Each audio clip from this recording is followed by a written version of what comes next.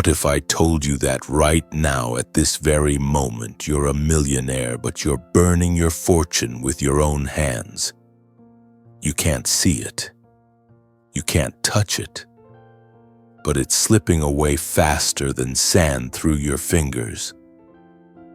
Every second that passes, you're losing something more valuable than gold, more precious than diamonds. And once it's gone, no power on earth can bring it back. Stay with me, because today's story will shake you to your core. It's about a merchant who lost everything in one night, not to thieves, not to fire, but to his own ignorance. And what he discovered changed not just his life, but the lives of thousands who heard his story. But before we begin, hit that subscribe button right now. Because if you're serious about transforming your life, you can't afford to miss the wisdom we share on this channel. Click subscribe and let's begin this journey together. In the bustling city of ancient Persia, there lived a wealthy merchant named Cyrus.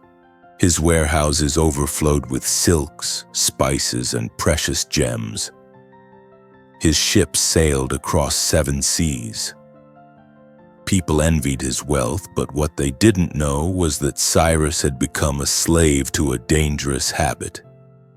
"Tomorrow," he would say, "tomorrow I'll spend time with my children. Tomorrow I'll learn to read the stars like I always wanted. Tomorrow I'll tell my wife how much she means to me. Tomorrow I'll start that journey to see the world." His children grew up barely knowing their father. His wife's smile faded year by year. His dreams remained buried under mountains of tomorrow.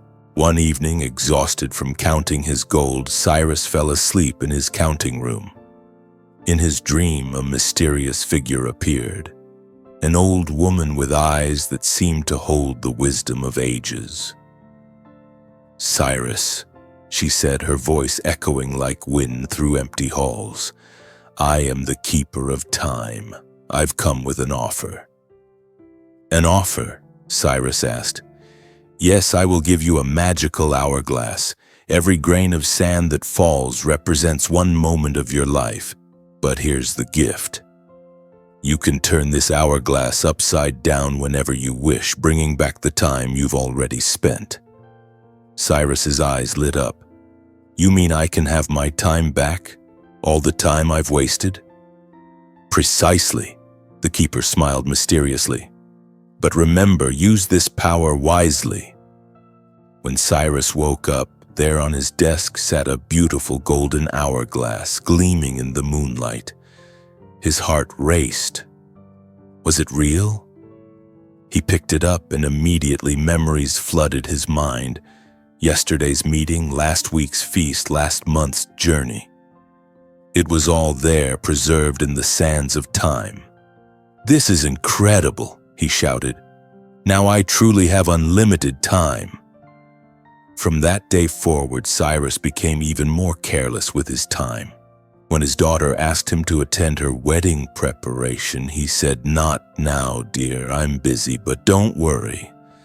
I have the hourglass. I can always come back to this moment later."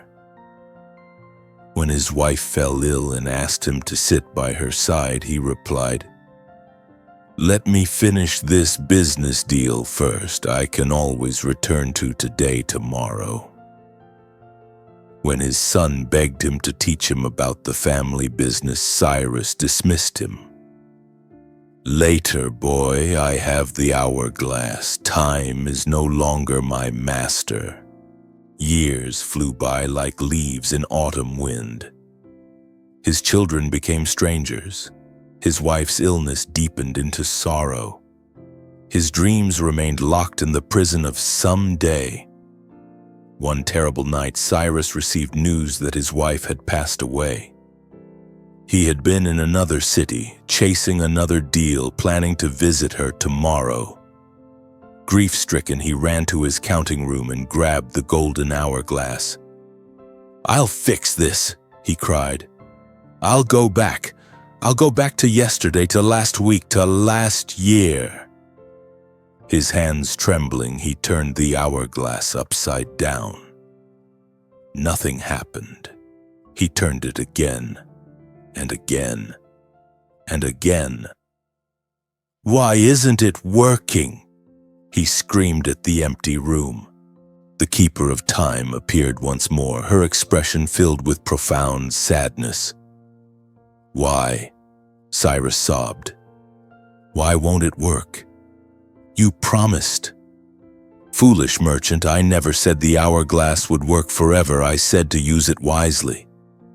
The hourglass had the power to turn back time only once. Just one chance to correct one mistake. But you never used it because you kept postponing, believing you had infinite opportunities. But that's not the worst part, the keeper continued. Even if you had used it, even if you had gone back, would you have really changed? Or would you have fallen into the same trap again, believing that you could always fix things later? The hourglass was never the real gift, Cyrus. It was a test. The real gift was your life itself, the time you were born with. Every morning when you woke up, you held in your hands a treasure more valuable than all your gold. Look at that sunrise, Cyrus. It's not just the beginning of a new day. It's a miracle. It's life itself offering you another chance. But how many sunrises have you seen in the past year? 10, 20. You've missed hundreds because you were too busy chasing tomorrow.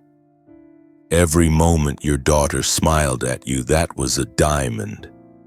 Every time your wife reached for your hand, that was a ruby. Every sunset you missed, every laugh you didn't share, every I love you you postponed, those were priceless treasures. Cyrus looked at his hands, which had counted millions in gold but had never truly held what mattered most. Is it too late? He whispered. Have I lost everything? The keeper's expression softened. You've lost much, yes, your wife is gone. Those moments with her will never return, but look. She pointed at the hourglass where sand was still falling. You still have time left.